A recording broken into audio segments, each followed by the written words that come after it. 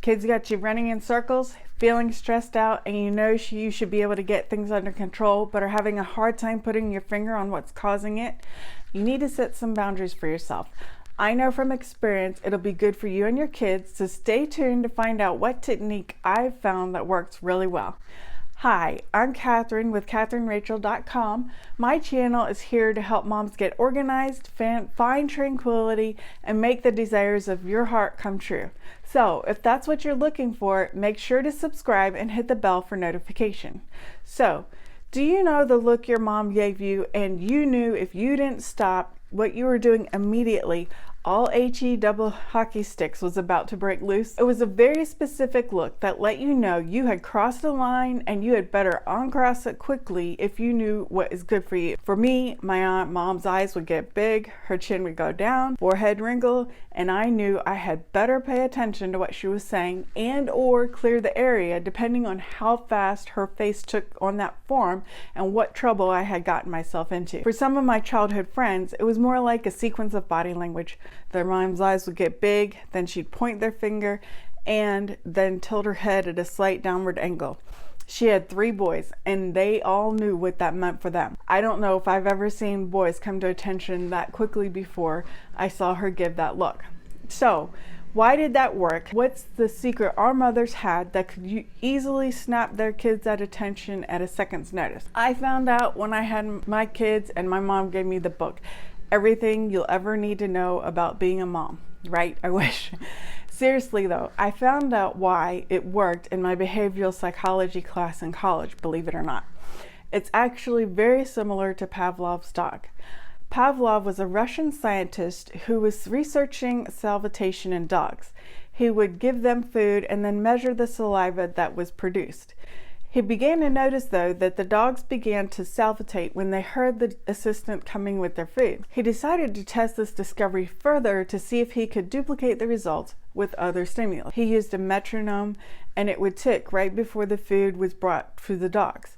After repeating this for a while, he let the metronome tick but didn't serve the food. The dog's saliva, however, still increased. This meant a new behavior had been learned. What does this experiment have to do with your mother's look of wrath, you might ask? Everything. Pavlov had accidentally discovered what moms of the past instinctively knew all along. Your mother knew she had had enough. This was conveyed through body language and or facial expressions. When you were younger, you hadn't been conditioned enough to know to stop. So your mother conjured up her special mom powers and managed to shoot lightning bolts at you from her eyes. Eventually, you're conditioned to read the sign and stop all wrongdoing immediately. How is this supposed to help you not be overwhelmed as a mom? In Dani Johnson's book, Grooming the Next Generation for Success, she recommends using the same conditioning but sooner. Don't wait until you're about to lose it before you take action. You can use your look or you can use a simple phrase. Here's something I use on a regular basis. My kids ask a lot of questions. I mean a lot. They are curious and want to learn, which is great. What isn't so great is when they question when I ask them to do something like make their beds. When they start to question my request, I simply say, I've made my decision, you need to honor it. And that usually does the trick. If it doesn't though, there has to be consequences or the phrase won't work in the future. Consistency is key in this type of training. When you learn how to implement this technique on a regular basis, you'll start to realize you're less stressed and overwhelmed. You've allowed yourself to have boundaries and to give you some breathing room. It'll help your kids as well for a couple reasons. First, they'll sense you have more peace, which is comforting to them. And second, they'll be able to discern which behavior is acceptable and which isn't faster because they haven't done 10 wrong actions before the message enough is relayed to them. Remember, when you're starting this new training, no one is perfect. You might correct one of your kids and then realize it wasn't their fault. Saying you're sorry will go a long way. Or you might use this technique once and forget 15 minutes later when another situation arises and you find lightning starting to form in your eyes.